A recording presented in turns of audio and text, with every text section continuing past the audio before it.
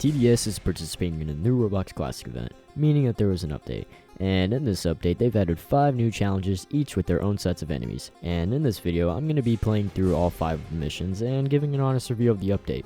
Before this starts, I just wanted to say you should like the video because it really helps me get recommended to more people, and when more people see me, I can finally prove to my friends that I'm not a failure. so please click, please. Anyways, mission 1 is pretty easy and there's not much going on with it. You're given scout, sniper, demoman, soldier, and paintballer, and the first few waves go by relatively easy. I just started by spamming soldiers and upgrading them. Then I ended up placing a few paintballers because of their splash damage for the larger crowds, and that seemed to be very useful. And as the waves continued to progress, the map started to change with little pieces of it flowing in the sky. And as the waves progressed and more enemies spawned in, I kept upgrading all my units to deal with the hordes of enemies, and this seemed to work relatively well. Nothing seemed to be an issue at all, really, so I just kept breezing through the waves. As the later waves came, the map also started to change to be more black because I assume it's getting infected with whatever this guy is, but I'm not too sure what this one means below.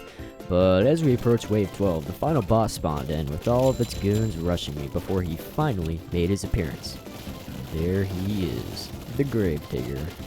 Oh wait, I think I've seen this guy before somewhere else. I can't quite put my finger on it. And the battle was off, and as you'd expect, I won, because I'm just like that. And so I was on to the next one. Mission 2 was ever so slightly harder than Mission 1, but not really. I started by placing a militant and then upgrading it, and it got me through the first few waves just fine. And then after maxing out the militant, things got very easy. I mean, just watch it shred through all the enemies. But after that, I placed the military base and upgraded it to the tank before waiting to get more cash so that I could place all tanks for the military base, and this definitely carried.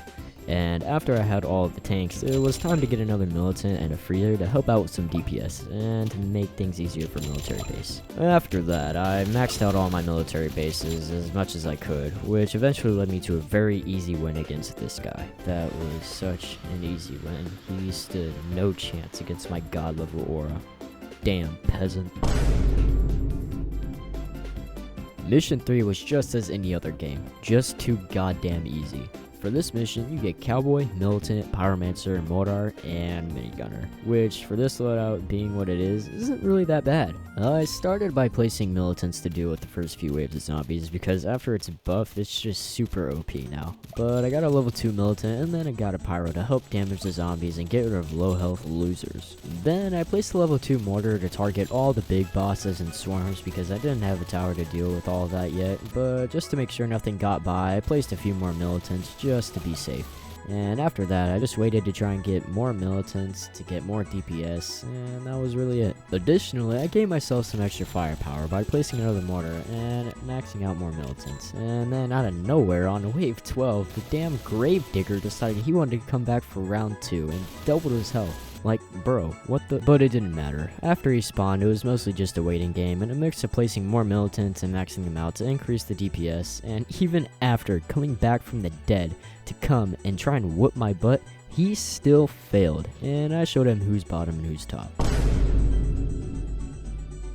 This mission gives you Warden, Golden Soldier, Commander, Pursuit, and Minigunner, and the mission is also very easy. Like below, come on, at least try and spice it up a little bit. Anywho, I placed down a Warden and a Soldier at the start to help defend early game, and we easily passed through the early waves. Then I placed more Wardens and upgrade them to level 1, and after that I placed down a few Pursuits to deal some real damage and show these core block things that they know who their daddy is. After a few waves, I placed a Commander to go ahead and give some of the Wardens and the Pursuits a fire rate buff, and then right after I placed a Minigunner for the utmost DPS possible. Once I max out that Minigunner, I'm all set for the rest of the game, basically just spamming Pursuit and Minigunner. Until on wave 12, I get 3 more Commanders and get ready to change its ability for the boss, which again is a goddamn stupid thing that thinks he can just come back from the dead and beat me. This doesn't work. I literally beam his butt, and now he's joining his other friend in hell. Finally, we are at the last mission, and still this event is super easy. It gives you Gold Dam Scout, Engineer, Accelerator, Ranger, and Mortar. which all of these are so overpowered and honestly so cool that even beginner players who haven't even played are given the opportunity to use these very high level towers. Anywho, I started by placing engineers for early defense, making them level 2, and then I placed some mortars to take care of the big dudes and swarms, while also placing down some of the guest scouts just to get some early DPS in.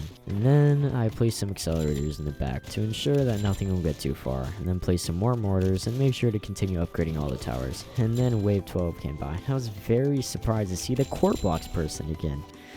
Jesus Christ. But I took care of him pretty easily and we didn't have any problems.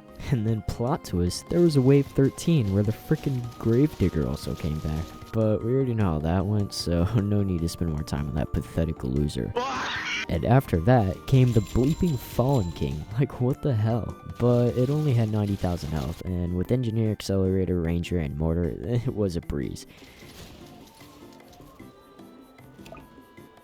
And he's dead. Holy cow, that was so goddamn stressful with all the enemies swarming. I honestly thought I was dead, but I wasn't. And after beating, you are granted with all the classic event rewards, but for TDS, you also get the guest scout skin, which in my opinion is the best scout skin. I love it so much. But overall, this update was very cool and I really enjoyed playing it, and I think the developers did a really good job with this update. I give this update a skibbity out of toilet. Subscribe to see more videos like this and to also support me and my channel. Oh wait, you thought I meant subscribe to my YouTube channel. Oh no, I mean subscribe to my OnlyFans.